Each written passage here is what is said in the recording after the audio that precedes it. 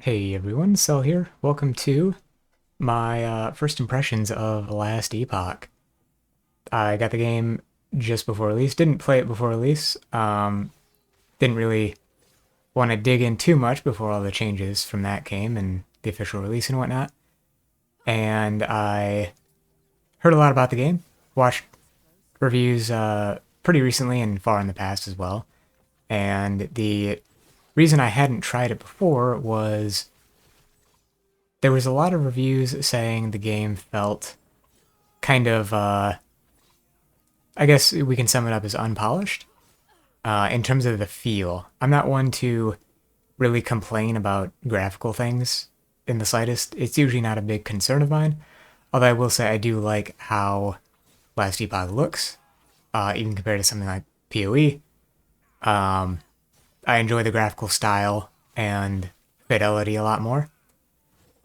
But I stayed away from the game in the past because a lot of people describe things like floaty feeling combat, and from what I watched, I could back that up visually speaking. Like it looked like it had a certain something to it that I can't quite put into words, but something that made it feel not quite right to watch. And I figured that would probably translate to the gameplay as well based on what people had said in their reviews. However, with the 1.0 release, I was going to give it a try regardless of that. So I said, okay, I'm going to keep an eye out for that sort of thing. And if that's how it is, I'm still going to give it a fair shake. But I knew that going into it that that was a possibility. Well, I can't say I really felt that way. Maybe it's the improvements made with 1.0. Maybe it's the fact that I'm playing fully offline and people in the past might have been playing online. Not really sure. But generally speaking, the game feels very good, I would say. Pretty smooth, all things considered. It has a different set of feedback, I would say, to PoE. I have heard people complain about the auditory feedback, saying it's not really punchy enough for them. It feels fine to me. I'm playing with screen shake off as well. Um, in general, I think it feels pretty good. Again, could be choice of like skill and general play style and things like that as well. But so far, I've been greatly enjoying the game. Seems like there's a sufficient amount of depth. If you have enjoyed PoE but are looking for something a little easier to get into, um, get around, make your own builds without having to spend a lot of time formulating it, although you will be rewarded for doing so, then yeah, definitely check out this game. Buy to play, one-time purchase type deal is $35 on Steam. And yeah, I would highly recommend checking it out.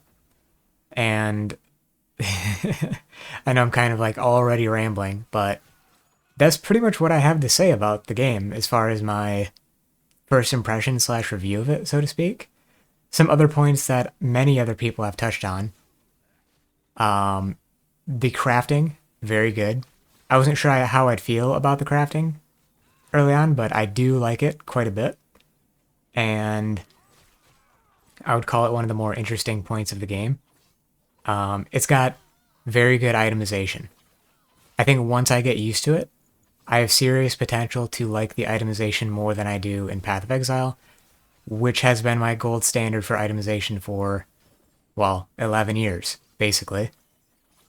So it's a pretty refreshing take, all things considered. I've played, what, over 7,000, like 7,500 hours of PoE.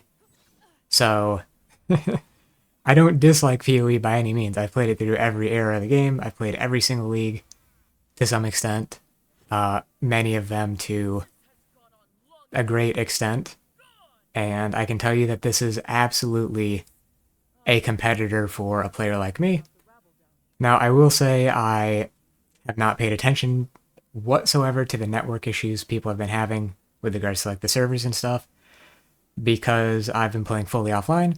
I bought this as an offline game, primarily, or initially, I should say. I am interested in making an online enabled character once the servers are sorted out, but going into it, I knew that they would probably be pretty packed and have problems because of it. But the main reason I wanted to check out offline mode was to, I guess, see how different it felt to me in terms of, like, yes, I play solo self-found in PoE, but part of the mindset of solo self-found, like playing solo in an online game, is being able to show off, like, yes, this is a multiplayer game, but I'm playing it completely solo. A bit of a flex kind of deal. I used to care about that, not a ton, but a lot more than I currently do. So I think offline mode is generally the way I will probably prefer to play this game, especially because I am not necessarily a big trade player myself. So going Circle of Fortune as my faction, it's apart from people being able to see your character and the validation that you aren't doing anything to your offline character outside of the game, which I'll get to in a minute, is kind of like the main draw there, I guess, if I'm not trading. So yeah, the other reason to play offline for me is the game's fully offline, which means you have access to certain things that you wouldn't playing a fully online game like Path of Exile. The game is therefore open up to modding in a similar way that Grim Dawn is. I don't know what that'll take in terms of the amount of effort required or the amount of digging I'll have to do to see what I can actually do with the tools available to me. But I do plan on looking into that somewhat soonish, just to kind of dip my toes in the water. I'm not trying to like start making mods before I've played very much of the game, but I am certainly, see me struggling with the stairs here. It is a long-term interest of mine to mod the game to some extent, even if it's as simple as like making some quality of life mods for myself or something, some of which I already have in mind.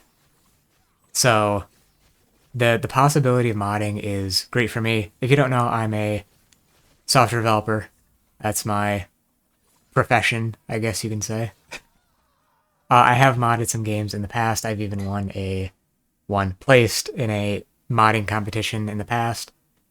Won some prizes and such. So I am very curious about. Sorry about the noise, by the way. That was me.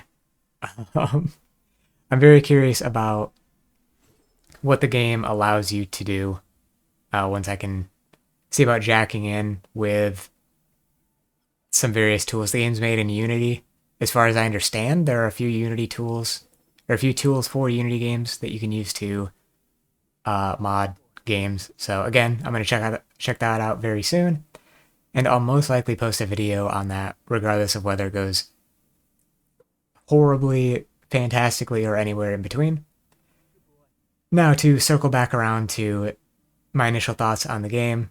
Now that I've covered like why I have a stronger interest in it than some people just going into it. The character I'm playing right now is up to level 75, I think. This is some campaign footage I had. And the main thing I wanted going into it, literally just looked at classes, looked at skills, and said, shurikens, that looks pretty fun. You know, the typical kind of like EK style skill. And I don't know what I'm doing with my equipment here. But I played shurikens for a while. The damage was kind of low. Like, again, different mindset going into it. I wasn't expecting like PoE level of damage or like breezing through the campaign, because again, I've done that hundreds of times on PoE. And I ended up switching to Umbral Blades. It's kind of like what Blade Trap wants to be in PoE. Like, it's not a trap.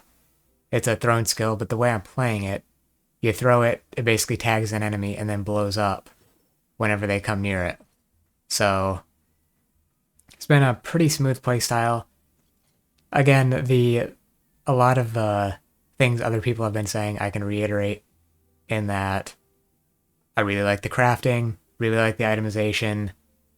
Um, it's just generally fun. I don't have any comments about like the balance or anything because I've played one character and not super extensively. Like I'm still trying to understand the end game and all of this other stuff.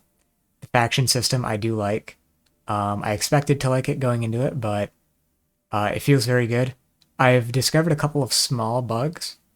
Many of them are visual, like references to like what should be non-user visible things, like hash codes in places they shouldn't be.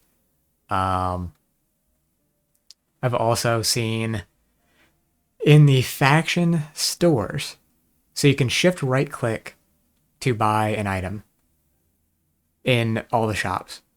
In the faction stores, at least, I haven't tested this elsewhere. And I don't know if this is necessarily a bug or if it's, um, I guess, a side effect of how they do the shops. But you can, as soon as you pick up an item from the shop, like straight left clicking, it is considered bought. But you can put it back down in the shop, but it won't refund you anything. This is the Circle of Fortune lens shop I noticed this on in particular. But I picked up a cheap lens with my left click, and then I'm like, never mind. Put it back down. Still spent however much I had on it, but I didn't have any item afterwards. So if you're doing anything like that, definitely shift right click. Seems like the safer way to buy items, and I mean it's faster anyway, so why not? Apart from that, though, game runs smoothly in offline mode. It is very smooth play style wise, I would say. There's enough depth here to get, you know, several hundred hours if you're willing to play the game for that long. I am that type of player, so I'll most likely make a lot of characters. There's a lot of options for builds in terms of like just what you have straight available to you from the beginning. And then it seems like there are a lot of options to make different takes on builds or enhance them or transform them, so to speak, in terms of either the skill trees or the various items throughout the game. So for example, there's a skill for the class I'm playing, Rogue, called Acid Flask, kind of like Poisonous Concoction from PoE. You can transform that into a fire-based skill within the skill's skill tree. And there is a unique item, I believe, that transforms it to a cold-based skill. And that has, various implications, but again, it's like a different take on the same skill, which I think is interesting. Beyond that, the general quality of life is very good compared to a game like PoE. There's no, you don't have to roll maps, anything like that. The end game is pretty smooth.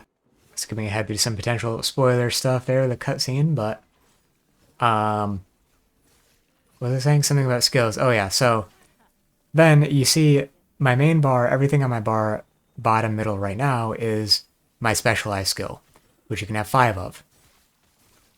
And those are the ones that get their own skill trees up to 20 points by default, though you can increase that by getting levels on your items and such.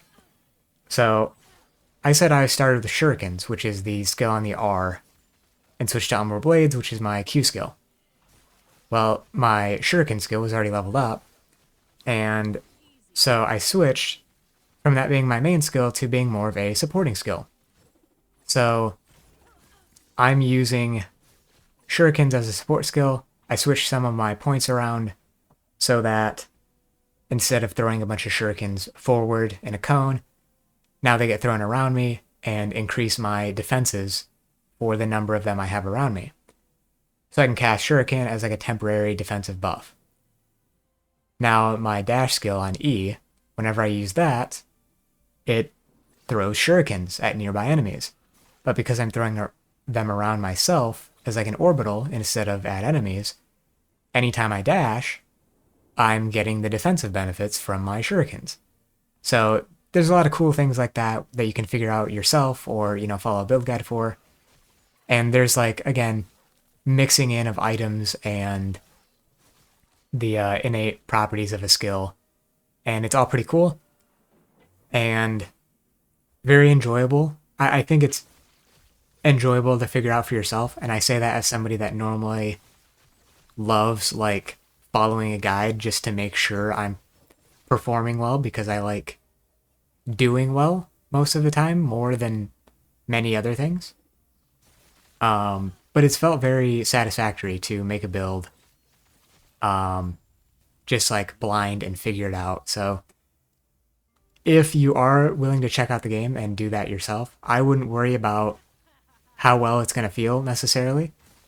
Again, I've only played one character, so maybe there are some skills to stay away from. Some of which you can probably suss out yourself, like the decoy totem that has a 15-second cooldown. You probably don't want to use that as your main skill. Things like that. That should be pretty obvious, I feel like. Although I do feel like, from what I remember, there might be some kind of build centered around that skill or a skill like it, from what I recall. But regardless, I can ramble about this all day, but I will finish off here by saying, before the video gets too long, that, again, very worthwhile checking out. Smooth playstyle. The only thing I would say is if you plan to play strictly online, I would give it a wait. Probably not a super long time. I'd maybe keep an eye out on developer statements in terms of the server status and also the community sentiment regarding the server status as well. Go to Reddit. If everybody is still complaining about the servers or not being able to get in a multiplayer, then probably hold off still if that's your primary interest.